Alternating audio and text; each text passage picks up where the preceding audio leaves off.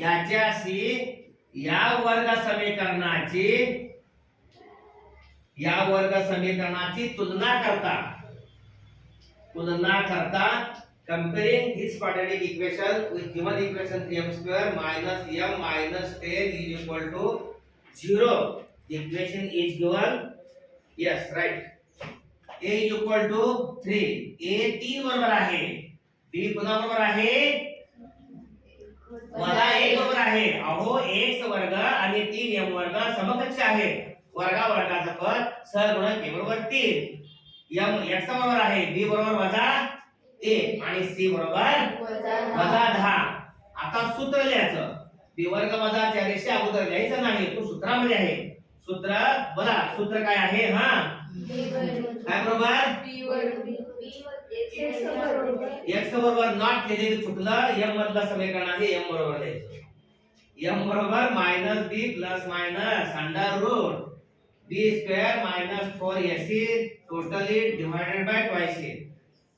Equation is given in m is equal to not x is equal to x लिहिले की सगळा बाजार शून्याचा झाला. शून्य मिळणार. डोळसपणानं एखाद्या प्रश्नपत्रिकेमध्ये असा अवघड तुमचं दुखणं करून ठेवलेलं आहे. m वर्ग दिले मला x लिहितात, कारण त्यांच्या हातातून सारखं x लिहिलंय. चला आता लिहा b वर्ग वजा 4ac. b काय आहे?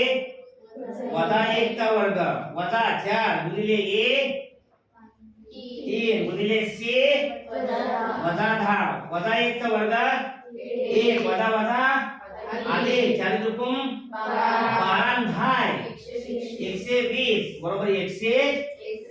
b वर्ग वजा 4. मी आता जागा नाही म्हणून त्याच्या समोर लिहिले, तुम्ही घेऊ नका. बरोबर चिन्ह करा 121 लिहा.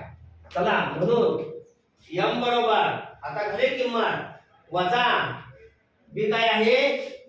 अहो सूत्रातलं वजा आणि b ची किंमत वजा 1 आहे. वजा 1 अधिक वजा वर्गमुळात काढून ठेवले 121. सगळ्याला भागिले 2 गुणिले a ची किंमत 3 आहे. m बरोबर वजा वजा अधिक 1 अधिक वजा 121 भागिले 6. 121 मध्ये एक ही संख्या अशी नाही की तिचा अवयव पडतात. 121 ही कसली संख्या आहे? कसली संख्या आहे? करेक्ट. 1 अधिक वजा 11 म्हणत की 121 वर अधिक वजा 11 भागिले 6 m बरोबर म्हणायचं. एकदा m ची किंमत काढण्यासाठी अधिक घ्यायचं. अधिक m बरोबर 1 अधिक 11 भागिले 6. 11 ने 12 भागिले 6 m बरोबर 2. प्लीज खाली एक घ्या किंवा म्हणायचं. किंवा m बरोबर आता वजा घ्यायचं. 1 वजा 11 भागिले की वजा 11 अधिक 1 वजा 10 भागिले m बरोबर 2 वर्गाने भाग जातो. हा 2 पंचे आणि 2 त्रिक 6. तुम्हाला लिहावं लागेल. काय लिहावं लागेल? 2 आणि वजा 5/3 ही काय माहिती झाल्या? या वर्ग समीकरणाची मुळे आहेत.